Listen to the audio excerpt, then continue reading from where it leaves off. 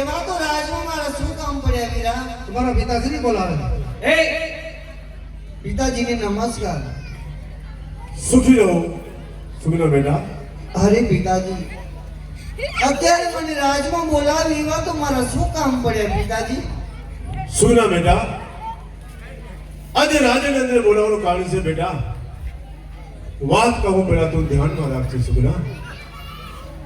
કારણ કે આજે તારા સગાઈ નામે શ્રીફળની મૂક્યા હતા એ પંડિતજી પિંગલગઢના રાજા પડિયાળના કુલ રાજકુમાર પ્રતાપ સાથે જીલાવે છે બેટા.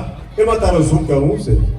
અરે પિતાજી, આપણે એને પિંગલગઢના રાજા પઢિયારને 20 વર્ષથી વેર અને 14 વર્ષથી તો અબોલા છે પિતાજી. શું તમે મને વેરીના ઘરે વળાવો છો? નહીં બેટા, હું પણ જાણું છું તારી વેદના સુગના કે આજ મેં તને બાળપણથી ભેગી રાખી છે. મારા ખોડામાં રમીશું, મારા પુત્રથી તું વધુ છો. પરંતુ બેટા વિધાતાનો લેખ છે બેટા. લેખમાં કોઈ મેઘ નથી મળતી સુગના. કારણ કે આ પંડિતજીનો કહેવામાં